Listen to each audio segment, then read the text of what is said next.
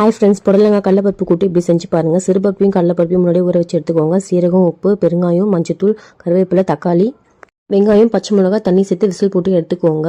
இதுக்கு ஒரு paste ready பண்ண போகிறோம். அது தேங்காய், சீரகம், பச்சை மிளகாய் இதை நல்லா அரைச்சி பேஸ்ட் மாதிரி ரெடி பண்ணி எடுத்துக்கோங்க. புடலங்காயும் கட் பண்ணி வச்சுருக்கேன்.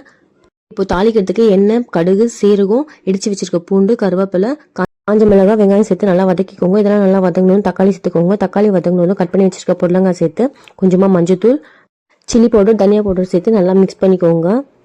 இது நல்லா வெந்து வந்ததும் அரைச்சி வச்சிருக்க பேஸ்ட்டையும் சேர்த்து நல்லா மிக்ஸ் பண்ணிக்கலாம். 2 நிமிஷம் கழிச்சு வேக வச்சிருக்க பருப்பையும் சேர்த்து நல்லா மிக்ஸ் பண்ணிக்கோங்க. இது இப்போ பார்த்தீங்கன்னா மெயினே இந்த தாளிப்பு தான். அதுக்கு தேங்காய் எண்ணெய் ஆட் பண்ணிக்கோங்க. கொஞ்சமாக கடுகு, சீரகம், 2 காஞ்ச மிளகாய், இடிச்சு வச்சிருக்க பூண்டு சேர்த்துக்கோங்க. நான் நாட்டு பூண்டு தான் சேர்த்துக்கிறேன். இதெல்லாம் நல்லா பொரிஞ்சு வந்ததும் நம்ம ரெடி பண்ணி வச்சிருக்க கூட்டில் போட்டு நல்லா மிக்ஸ் பண்ணிக்கோங்க. இந்த மாதிரி ஒரு வாட்டி புடலங்காய் கூட்டு செஞ்சு பாருங்க, செம்ம டேஸ்ட்டாக இருக்கும். ஓகே ஃப்ரெண்ட்ஸ், தேங்க்யூ ஃபார் வாட்சிங். பாய்.